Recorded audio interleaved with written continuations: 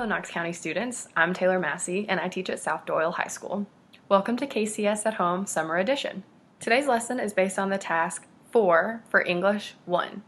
If you don't have the assignment, it can be found by visiting KCS's website at knoxschools.org.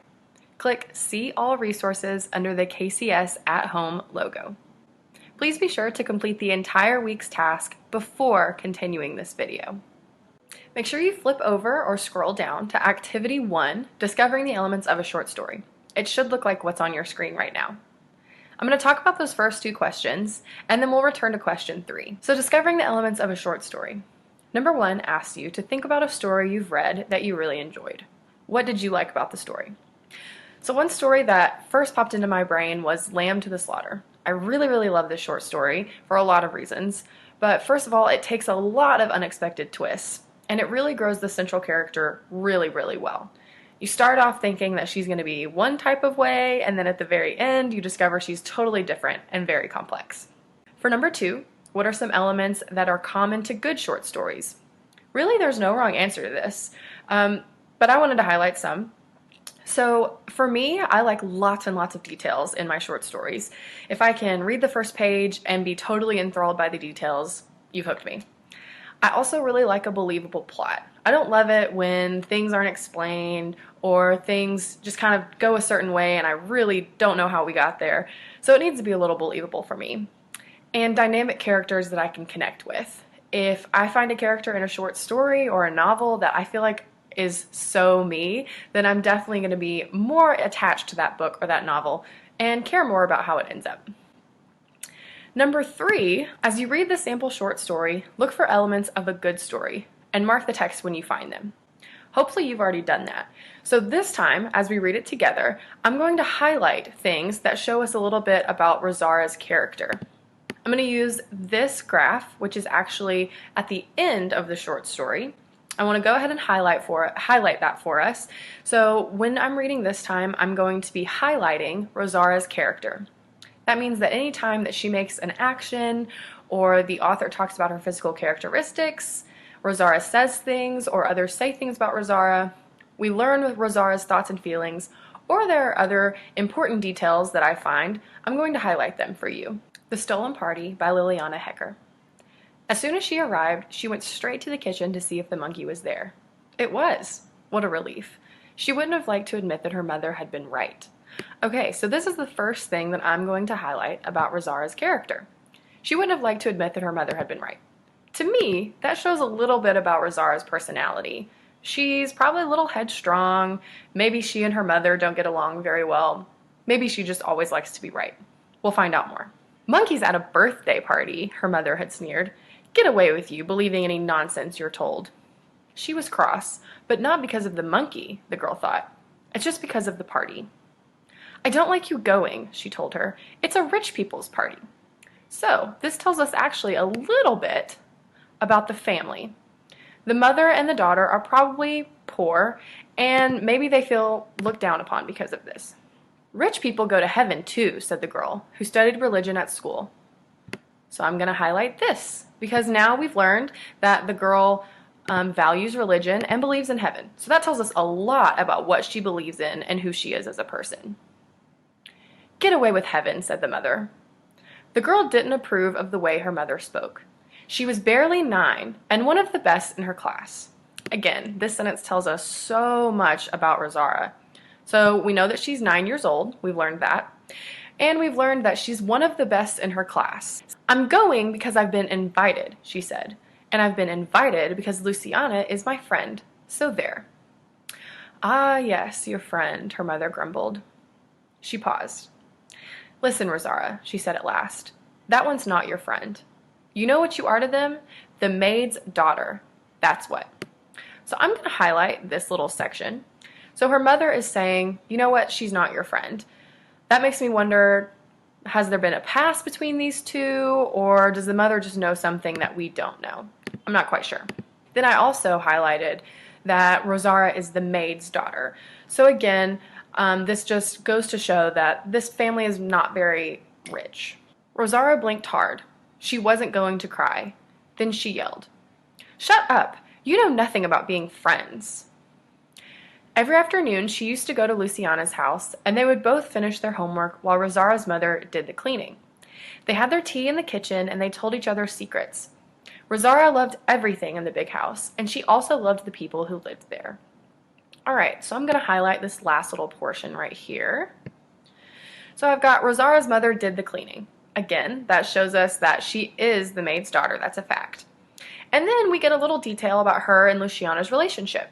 So they have their tea in the kitchen, they tell each other secrets, and Rosara really, really loves this big house.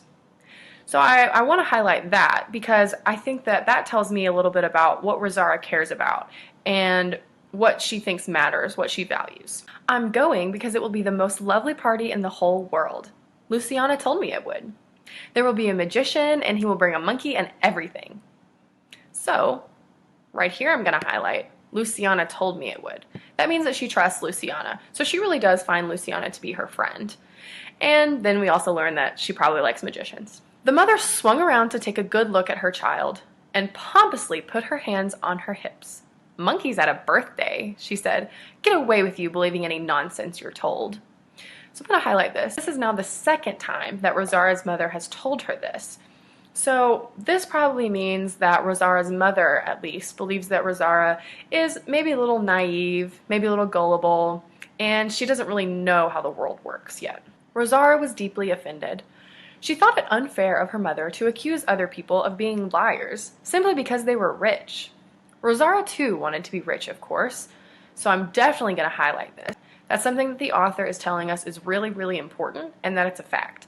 So Rosara, at the age of 9, wants to be rich. That's something she values. If one day she managed to live in a beautiful palace, would her mother stop loving her? She felt very sad. She wanted to go to that party more than anything else in the world. "I'll die if I don't go," she whispered, almost without moving her lips. And she wasn't sure whether she had been heard, but on the morning of the party she discovered that her mother had starched her Christmas dress. And in the afternoon, after washing her hair, her mother rinsed it in apple vinegar so that it would be all nice and shiny. Before going out, Rosara admired herself in the mirror with her white dress and glossy hair and thought she looked terribly pretty. Alright, so really this whole paragraph tells us a lot about Rosara. We learn that her mother really does care about her and she wants her to look nice for this party, even if she doesn't really think it's a great idea. We also learn that Rosara admired herself in the mirror, so she thinks she looks beautiful as well. She's proud of how she looks and she wants to go show it off. Senora Inez also seemed to notice. As soon as she saw her, she said, "How lovely you look today, Rosara." Rosara gave her starched skirt a slight toss with her hands and walked into the party with a firm step. I'm going to highlight "with a firm step" because that shows us that Rosara is pretty confident right now. She knows that she looks great and she's entering this party confidently. She said hello to Luciana and asked about the monkey. Luciana put on a secretive look and whispered into Rosara's ear, "He's in the kitchen, but don't tell anyone because it's a surprise." So to me, actually I will go back and highlight that because that shows that Luciana trusts her. She says, "You know what? No one else can know about this monkey except you, and I'm going to tell you this secret." Rosara wanted to make sure. Carefully she entered the kitchen, and there she saw it, deep in thought inside its cage. It looked so funny that the girl stood there for a while, watching it, and later, every so often, she would slip out of the party unseen and go admire it. Alright, I'm going to highlight this because it shows that she's a little bit sneaky, and it shows that she really cares about seeing this monkey. Rosara was the only one allowed in the kitchen. That maybe means that she's trustworthy, right? So let's go ahead and highlight that as well. See, we're learning so much about Rosara here. Senora Inez had said, "You, yes, but not the others. They're much too boisterous. They might break something." So let's highlight this. That's something that someone else is going to say about Rosara. So it shows that Senora Inez trusts her, and she doesn't think that she's too loud. Rosara had never broken anything. We also learn this about her. She's pretty careful, probably. Maybe she values things. She knows that she doesn't want to break things. She even managed the jug of orange juice, carrying it from the kitchen into the dining room. She held it carefully and didn't spill a single drop. And Senora Inez had said, "Are you sure you can manage a jug as big as that?" Of course she could manage. She wasn't a Butterfingers like all the others, like that blonde girl with the bow in her hair. As soon as she saw Rosara, The girl with the bow had said, "And you, who are you?" "I'm a friend of Luciana," said Rosaura. "No," said the girl with the bow, "you are not a friend of Luciana because I'm her cousin and I know all her friends, and I don't know you." So let's highlight this, because this girl seems pretty confident that she and Luciana are not friends. So we might want to take that into account, but let's keep reading. "So what?" said Rosaura. "I come here every afternoon with my mother and we do our homework together." So let's highlight this, because that shows us what Rosaura thinks about friendship and what it means to be a friend with someone. "You and your mother do your homework together?" asked the girl, laughing. "I and Luciana do our homework together," said Rosaura very seriously. The girl with the bow shrugged her shoulders. "That's not being friends," she said. "Do you go to school together?" "No." "So where do you know her from?" said the girl, getting impatient. Rosaura remembered her mother's words perfectly. She took a deep breath. "I am the daughter of the employee," she said. And I'm the daughter of the employee because that shows who Rosaura is in her own mind, and it also tells us what her mother has told her to say at this party. Her mother had said very clearly, if someone asks, you say you're the daughter of the employee. That's all. She also told her to add, and proud of it. But Rosaura thought that never in her life would she dare say something of the sort. So I definitely want to highlight that very last sentence, that Rosaura would never say that she was proud of being the employee's daughter. That tells us so much about what Rosaura believes to be important and her values and morals. "What employee?" said the girl with the bow. "Employee in a shop?" "No," said Rosaura angrily. "My mother doesn't sell anything in any shop, so there." "So how come she's an employee?" said the girl with the bow. Just then, Senora Inez arrived, saying shh, and asked Rosaura if she wouldn't mind helping serve out the hot dogs, as she knew the house so much better than the others. "See," said Rosaura to the girl with the bow, and when no one was looking, she kicked her in the shin. So I'm definitely going to highlight this, because I kind of laughed at that. I thought it was a little funny, but it does show us that Rosaura can be kind of a little mean-spirited at times. Apart from the girl with the bow, all the others were delightful.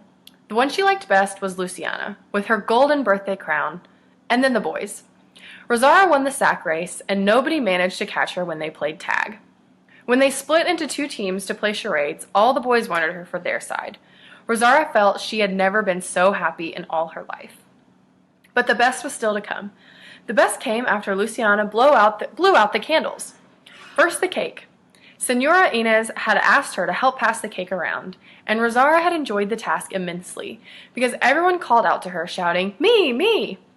Rosaura remembered a story in which there was a queen who had the power of life or death over her subjects. She had always loved that, having the power of life or death. So I'm going to definitely highlight this whole section, and we can read the rest here in just a second. But it says that she loved having the power of life or death. So that tells us a lot about what Luciana values. Then it says, to Luciana and the boys she gave the largest pieces, and to the girl with the bow she gave a slice so thin no one could see through it. So I highlighted that because I think that shows us that Rosaura can be a little vindictive and a little mean when she wants to. After the cake came the magician, tall and bony with a fine red cape. A true magician, he could untie the handkerchiefs by blowing on them and make a chain with links that had no openings. He could guess what cards were pulled out from a pack, and the monkey was his assistant. He called the monkey partner. "Let's see here, partner," he would say. "Turn over a card. And don't run away, partner. Time to work now." The final trick was wonderful. One of the children had to hold the monkey in his arms, and the magician said he would make him disappear. "What, the boy?" they all shouted. "No, the monkey!" shouted back the magician. Rosaura thought that this was truly the most amusing party in the whole world. The magician asked a small fat boy to come and help, but the small fat boy got frightened almost at once and dropped the monkey on the floor. The magician picked him up carefully, whispered something in his ear, and the monkey nodded, almost as if he understood. "You mustn't be so unmanly, my friend," the magician said to the fat boy. "What's unmanly?" said the fat boy. The magician turned around as if to look for spies. "A sissy," said the magician. "Go sit down." Then he stared at all the faces, one by one. Rosaura felt her heart tremble. "You, with the Spanish eyes," said the magician, and everyone saw that he was pointing at her. She wasn't afraid, neither holding the monkey nor when the magician made him vanish. Not even when, at the end, the magician flung his red cape over Rosara's head and uttered a few magic words, and the monkey reappeared, chattering happily in her arms. The children clapped furiously, and before Rosara returned to her seat, the magician said, "Thank you very much, my little countess." She was so pleased with the compliment that a while later, when her mother came to fetch her, that was the first thing she told her. "I helped the magician, and he said to me, 'Thank you very much, my little countess.'" So I'm going to highlight this first line. She was so pleased with the compliment, because that shows that, again, she is very proud of herself and she enjoys getting compliments. It was strange because up to then, Rosara had thought that she was angry with her mother. All along, Rosara had imagined that she would say to her, "See, that monkey wasn't a lie." But instead, she was so thrilled that she told her mother all about the wonderful magician. I'm going to highlight this because this shows a little bit of a change in Rosara and her attitude. Her mother tapped her on the hand and said, "So now we're a countess?" But one could see that she was beaming. And now they both stood in the entrance, because a moment ago Senora Inez, smiling, had said, "Please wait here a second." Her mother suddenly seemed worried. "What is it?" she asked Rosara. "What is what?" said Rosara. "It's nothing. She just wants to get the presents for those who are leaving, see?" She pointed to the fat boy and at a girl with pigtails who were also waiting there, next to their mothers, and she explained about the presents. She knew because she had been watching those who had left before her. When one of the girls was about to leave, Senora Inez would give her a bracelet. When a boy left, Senora Inez gave him a yo-yo. Rosara preferred the yo-yo because it sparkled, but she didn't mention that to her mother. Her mother might have said, "So why don't you ask everyone, you blockhead?" So I'm definitely going to highlight this because that is a way that her mother is speaking to her. So maybe her mother is a little hateful sometimes. Again, maybe they have a little bit of a tense relationship. So that's what her mother was like. Rosara didn't feel like explaining that she'd be horribly ashamed to be the odd one out. Instead, she said, "I was the best behaved at the party." I'm going to highlight that because that shows that she wants to look good in front of her mother and impress her. And she said no more because Senora Inez came out into the hall with 2 bags, one pink and one blue. First, she went up to the fat boy, gave him a yo-yo out of the blue bag, and the fat boy left with his mother. Then she went up to the girl and gave her a bracelet out of the pink bag, and the girl with the pigtails left as well. Finally, she came up to Rosara and her mother. She had a big smile on her face, and Rosara liked that. Senora Inez looked down at her, then looked up at her mother, and then said something that made Rosara proud. "What a marvelous daughter you have, Hermania." So I'm going to highlight this little section because it shows again that Rosara wants her mother to be proud of her, and she is delighted when people think that she's good. For an instant, Rosara thought that she'd give her 2 presents, the bracelet and the yo-yo. Senora Inez bent down as if about to look for something. Rosara also leaned forward, stretching out her arm, but she never completed the movement. Senora Inez didn't look in the pink bag, nor did she look in the blue bag. Instead, she rummaged in her purse. In her hand appeared 2 bills. "You really and truly earned this," she said, handing them over. "Thank you for all my help, my pet." Rosara felt her arms stiffen, stick close to her body, and then she noticed her mother's hand on her shoulder. Instinctively, she pressed herself against her mother's body. That was all. Except her eyes. Rosara's eyes had a cold, clear look that fixed itself on Senora Inez's face. Senora Inez, motionless, stood there with her hand outstretched, as if she didn't dare draw it back, as if the slightest change might shatter an infinitely delicate balance. So I'm going to highlight really this whole last little section because this first half right here tells us a little bit about Rosara's physical movements and how she has been physically closed off now to Senora Inez and how this action has made her feel a little closed off.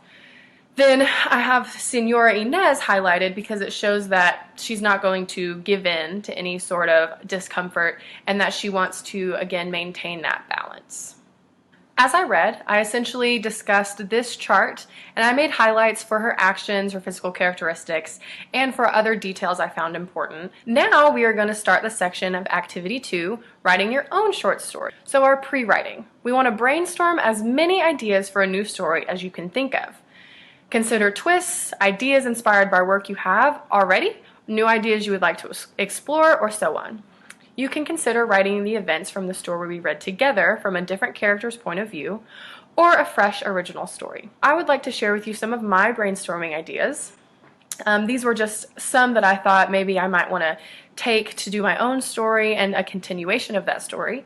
So I start with maybe a twist could be that Luciana gives her a gift instead of, her mother telling her that she couldn't have one.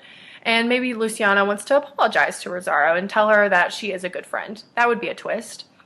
Second one, Rosara's mom quits the job after she feels disrespected. Then I thought about maybe we could write about Rosara's mother's point of view or Luciana's point of view.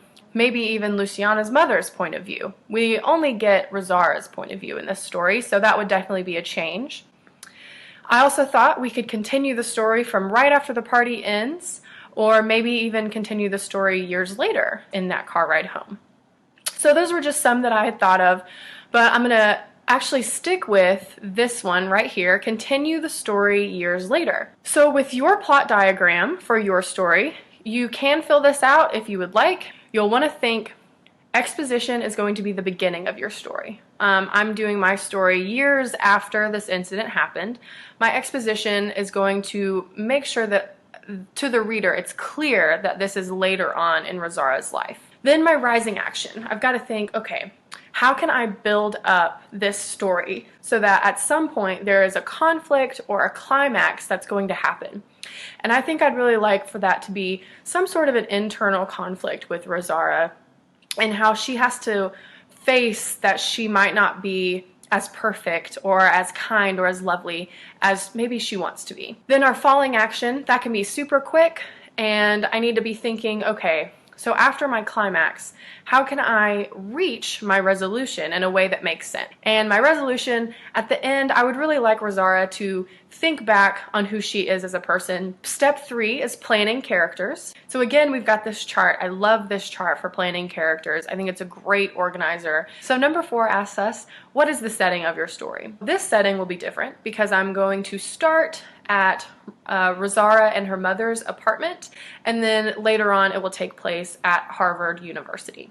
Number 5 says brainstorm sensory details. Create a setting graphic organizer on separate paper to record the results of your brainstorming. So that might look like when my characters are in their own apartment, I'm going to want to talk about what color are the walls. Do the pipes leak? Can you hear floorboards creaking? Why might I add those details? Be thinking about that. Be thinking about who are your characters and what makes them the way that they are. So you're going to want to brainstorm ideas about how you can describe the character setting. So now it's time for you to really just put pen to paper and write your story. Number 7, role play with dialogue that reveals characterization and moves the plot forward. So you want to make sure that when your characters are talking, when they're speaking with each other, that it actually means something and it's moving the plot. It's taking us forward in the story. And then number 8, revisit and refine the climax and resolution. Does the conclusion seem natural? Is it fitting? Is there a lesson learned? That's what I'm going to focus on the most. I want my lesson to be learned. So now finally, once you have written your story, you'll want to check your understanding. So remember, this is just a first draft. As writers, we are always changing, always evolving. And these are some questions that you might want to ask yourself as you're revising. Does the story include a well-structured, well-paced sequence of events? Are main characters well-developed and believable? Have you included descriptive sensory details to enhance the mood and tone of your story? And have you used a range of literary strategies and devices to strengthen your writing? So now I'm going to walk you through the story that I wrote. And remember, this is just a first draft, so I'm going to go back after I read this and I'm going to ask myself those check for understanding questions so that I can change things and make it the best it can be. The party had been half a lifetime ago, yet Rosara still felt such a sense of shame when she remembered how she felt that day. The moment she realized the expectations others had of her, everything in her life had changed. She vowed that day to be more successful than anyone she knew, especially Luciana. As she looked down at the big envelope from Harvard, she knew this was her opportunity at a new life. This was her opportunity to be more than just the maid's daughter. Almost on cue, her mother entered the tiny one-bedroom apartment Rosara had always been so embarrassed to call home. Erminia saw the big white envelope shaking in Rosara's hands, with tears falling down her cheeks. "Rosie, what does it say? Are these happy tears? or sad tears? Rosaura could only smile and nod her head yes before her mother began congratulating her. It was everything Rosaura had worked for. Over the next few months, Rosaura began preparing herself for her new sophisticated lifestyle. She would be a freshman in one of the most selective universities in the world. She had told many of her friends from school that she would be attending Harvard in the fall.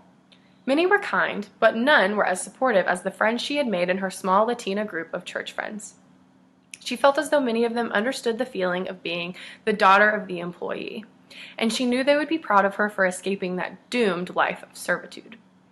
The proudest, she knew, was her best friend Camilla. "Cammy," Rosaura called, "do you think I should loft my bed? And what should I make my color scheme?" Camilla rolled her eyes. "Pink?" she responded. Rosaura scoffed. She should have never asked for her opinion. While Camilla was a good friend, Rosaura felt that Camilla would never be as successful as Rosaura. How would she know the perfect color scheme for an elite Harvard dorm room? Rosaura blamed herself for even letting her friend entertain the question. "Oh, don't worry about it. I'll figure it out on my own. I never should have asked," Rosaura retorted. She knew this would make Camilla feel inferior. She didn't really care. She was on top of the world, and she wouldn't let anyone bring her down. She was going to Harvard. She was going to be different.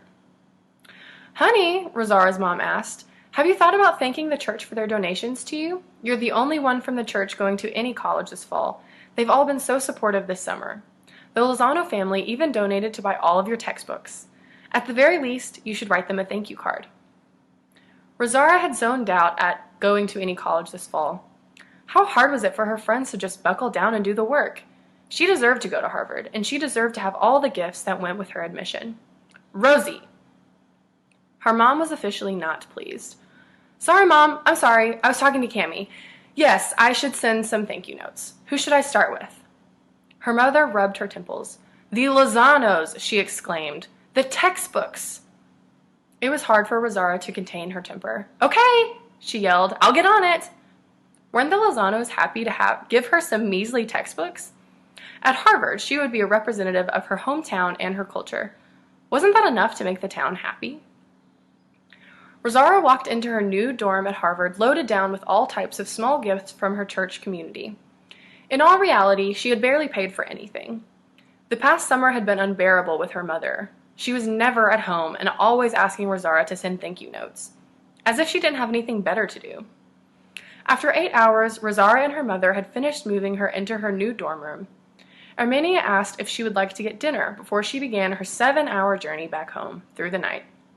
Rosaura simply replied, "Why? I need to go out and meet new friends. I'm at Harvard now." Her mother looked at her ragged, worn-out shoes and could only cry. She entered the elevator and disappeared. Moments later, Rosaura read a text on her new iPhone. "You are always more than just the maid's daughter." So what I'm going to do now is I'm going to go back to our rubric that you have at the end of your packet. Here we have the rubric, and I'm going to just kind of grade myself a little bit. So I think maybe I'm a little more proficient than I was exemplary on my first draft.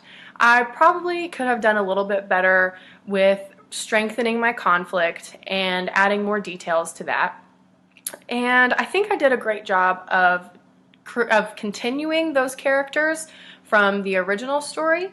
And I think I heightened a little bit of Rosario's resentment towards her mother and the way that she grew up. So for structure, if I wanted to earn an exemplary over here on this far left box, here's what I needed to do.